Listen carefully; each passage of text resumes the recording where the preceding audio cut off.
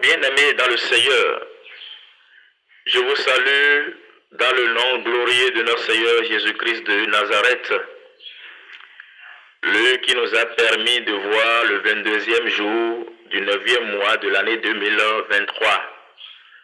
Gloire soit rendue à son nom d'éternité en éternité.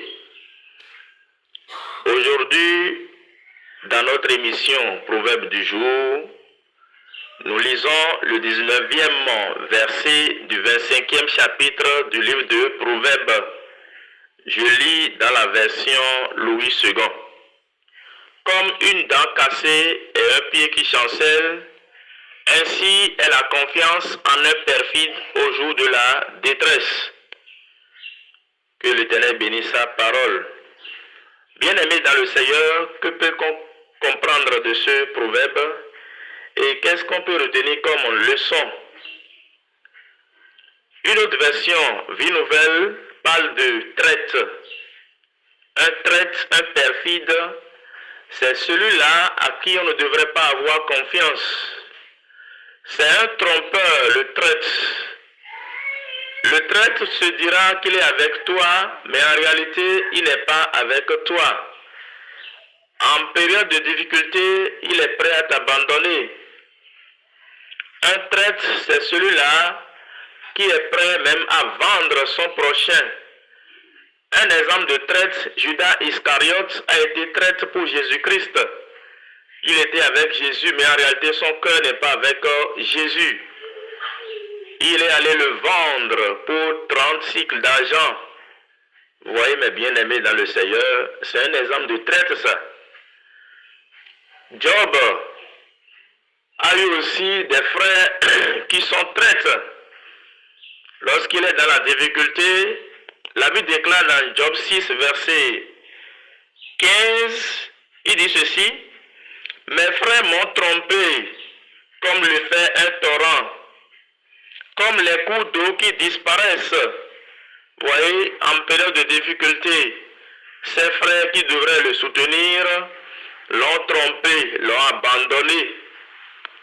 Mais bien-aimés dans le Seigneur, est-ce qu'il est bien que nous abandonnons nos frères au milieu des difficultés, au milieu de la détresse? Paul aussi pouvait dire cela à Timothée dans le livre de 2 Timothée chapitre 4, le verset 16. Je lis à partir du verset 14 pour que nous puissions mieux comprendre. Je cite: Alexandre le forgeron m'a fait beaucoup de mal. Le Seigneur lui rendra selon ses œuvres. Verset 15. Garde-toi aussi de lui, car il s'est fortement opposé à mes paroles. Le verset 16 maintenant. Dans ma première défense, personne ne m'a assisté. Vous voyez, personne ne m'a assisté. Or, les gens étaient avec Paul. Ils étaient avec lui. Mais leur cœur était loin de Paul.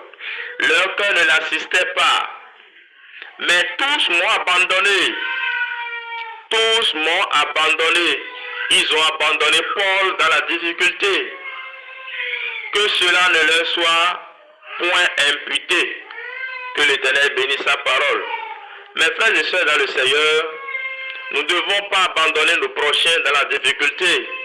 Si nous les abandonnons dans la difficulté, c'est comme s'ils nous ont fait confiance et nous les avons trahis.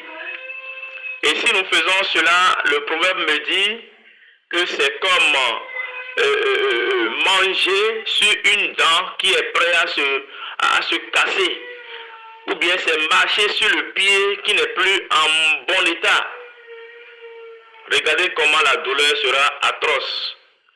Mes frères et sœurs dans le Seigneur, retenons qu'il n'est pas bien d'abandonner nos frères dans la difficulté. Retenons qu'il n'est pas bien d'abandonner nos prochains dans la détresse. Nous devons leur venir en aide, surtout s'ils nous font confiance et que nous les trahissons. Que l'Éternel nous vienne en aide. Merci de m'avoir suivi. Excellente journée à toutes et à tous. Soyez bénis et soyez bénis encore.